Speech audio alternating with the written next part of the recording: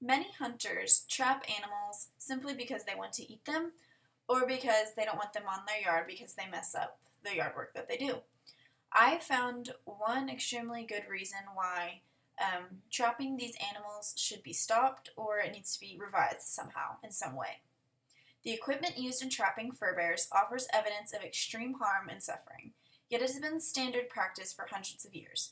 Steel jaw traps, for instance, are particularly cruel when used underwater. They will actually drown the animals. When it is used on land, the steel jaw trap will kill the animals from injury or exposure, or a predator will kill them because they can't escape the trap.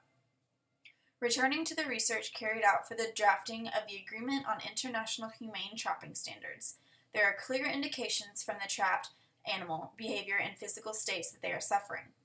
Self-mutilation and unresponsiveness and restraining traps are some of the behavioral indicators. Physical indicators appear below. The fractures, joint luxations proximal to the carpus or tarsus, several of the tendons or ligaments, major periosteal abrasion, severe external hemorrhage or hemorrhage into an internal cavity, major skeletal muscle degeneration, limb ischemia, fracture of a permanent tooth exposing pulp cavity, ocular damage including corneal laceration, spinal cord injury, several internal organ damage, myocardial degeneration, amputation, and death. As it is clear from all of those descriptions, trapping does not always result in the immediate death of a fur bear. In fact, from the standards established, it is acceptable for to trap an animal to suffer from such injuries for up to 5 whole minutes.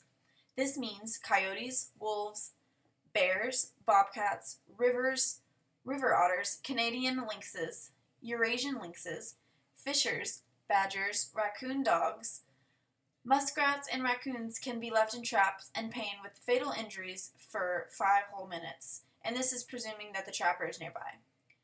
In reality, it might take more than 5 minutes for these animals to succumb to their injuries in the event that the trapper is not in the vicinity.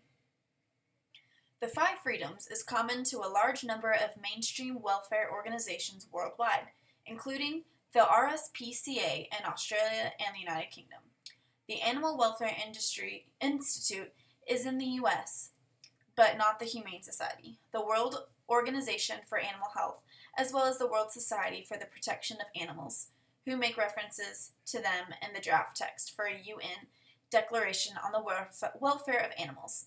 The 5 freedoms are freedom from hunger and thirst, freedom from discomfort, freedom from pain, injury, or disease, freedom to express normal behavior, and the last one, freedom from fear and distress.